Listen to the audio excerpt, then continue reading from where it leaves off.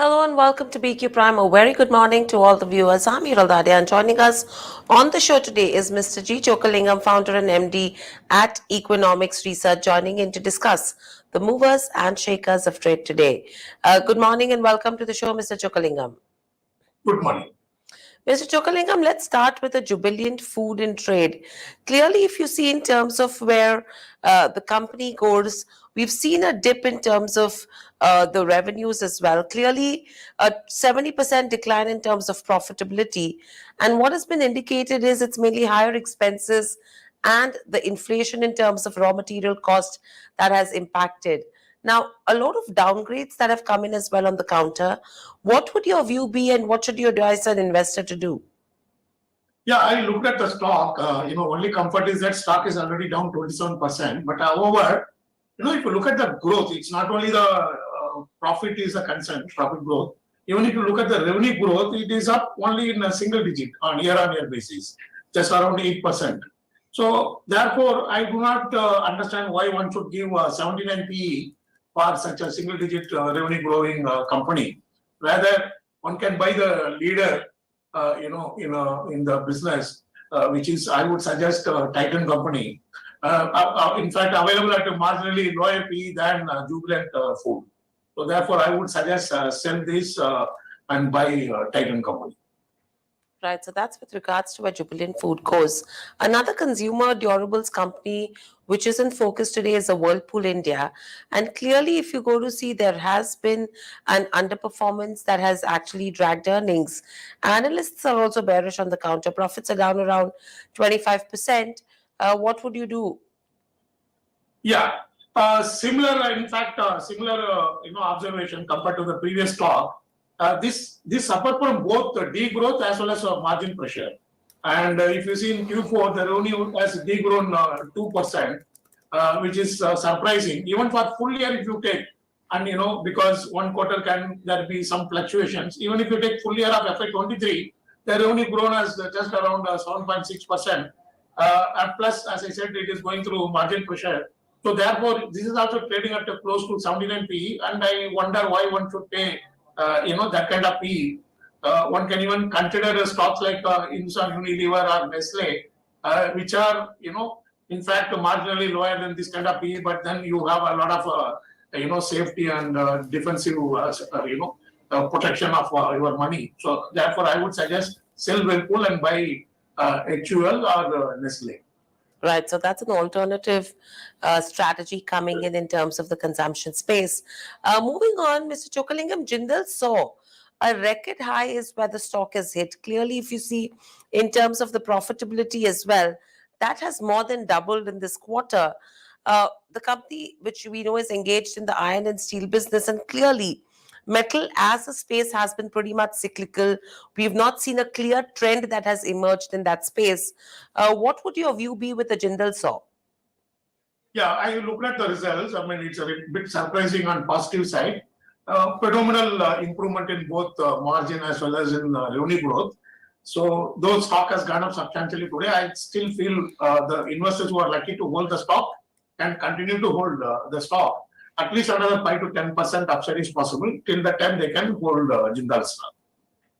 Right, and I think similar is the trend with regards to Sandur manganese as well. The stock has jumped the most in the last 10 months, and this is after the profits have jumped fourfold. What do you make of the earnings, and do you think a good stock to look at? Not after today's rise, because it's a great company, no doubt. Even after the rise, it is in single digit. But that is a case with most, metal and mineral companies, particularly mineral companies. And I doubt whether this kind of performance in Q4 can be repeated in the future. So therefore, one can hold if there is any further 5-10% rise, so one can sell Sandur manganese. Right. Moving on, another metal company, which is JSW Steel. Now, that one is in focus as well. And this is after they've been a preferred bidder for iron ore block in Maharashtra. What would this mean, and how are you looking at JSW Steel? It's a part of great management, there is no doubt.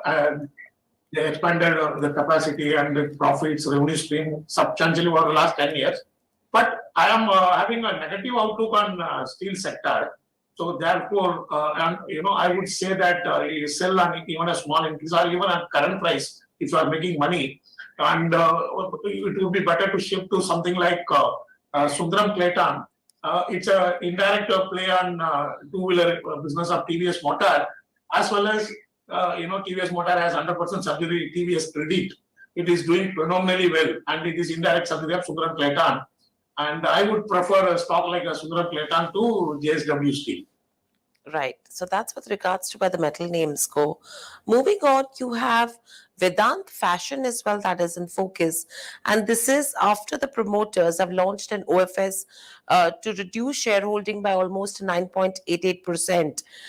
Floor price is 1161, which is almost a discount of around 6.5 to 7% as per yesterday's closing.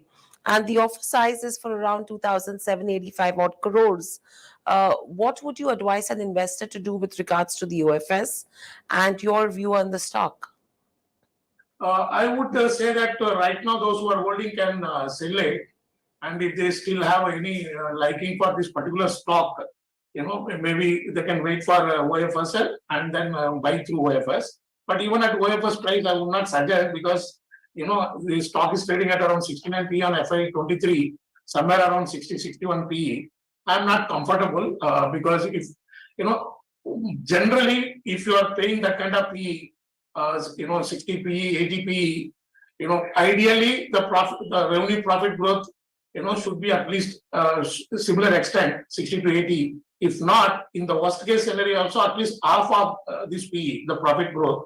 That is not the case with most of these companies. So therefore, I would suggest sell Vedanta Fashion, buy something like a Canara Bank. It may surprise, but yes, I would take a courage and say that sell this private entrepreneur-based company and buy PSU Bank.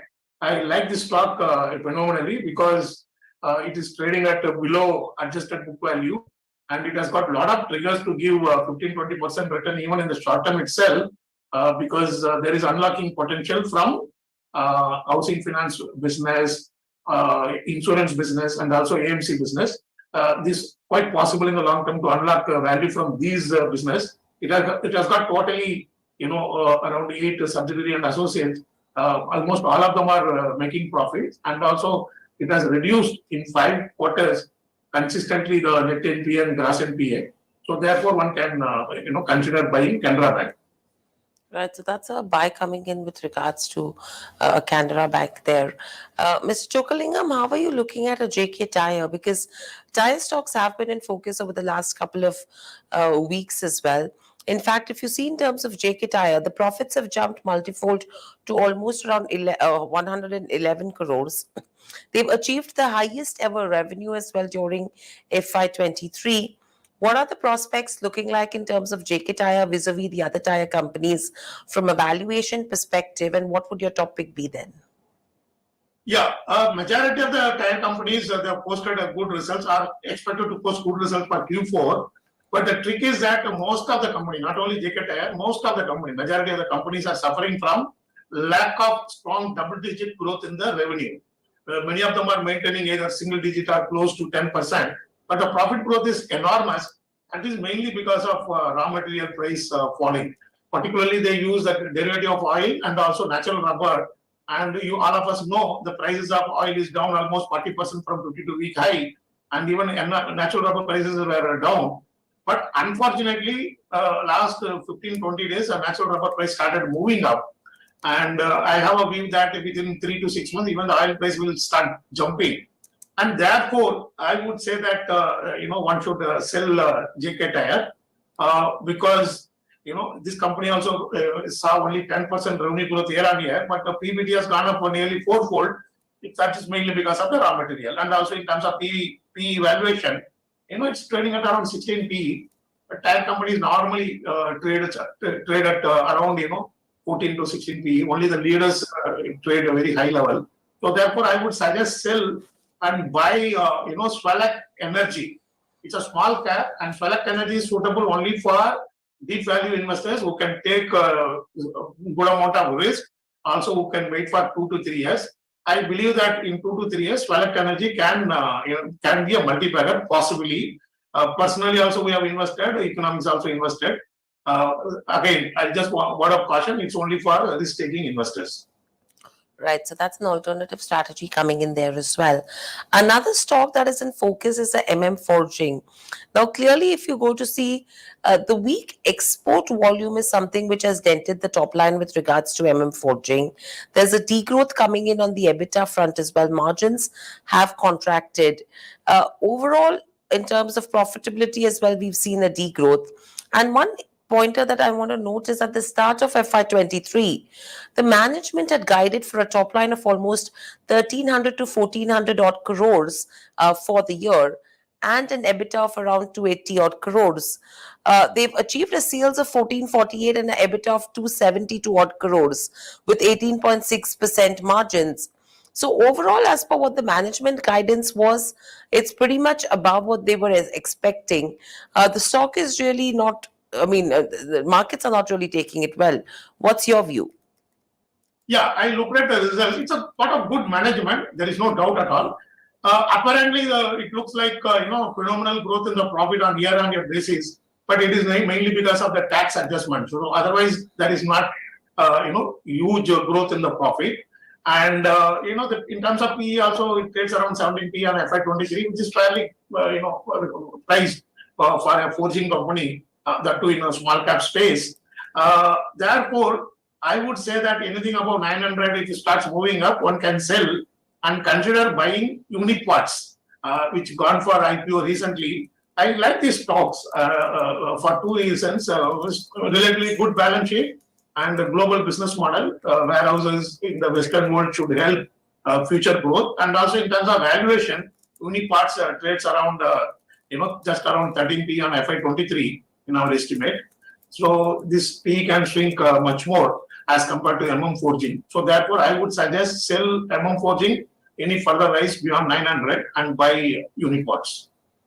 Right, so that's the alternative strategy again coming in there with regards to Forging. So clearly, a lot of stock-specific action is what we are seeing. Thank you, Mr. Chokkalingam, for joining us on the show. And clearly, if you see in terms of markets, we've still maintained above those 18,200 levels. However, we have seen some bit of a correction and markets are drifting lower. Though the breadth is pretty much in favor of the bulls in today's session. Let's see how the second half of the trading session pans out. 0.6% higher, pretty much close to the 44,000 levels in terms of Bank Nifty. So that's going to be an interesting move.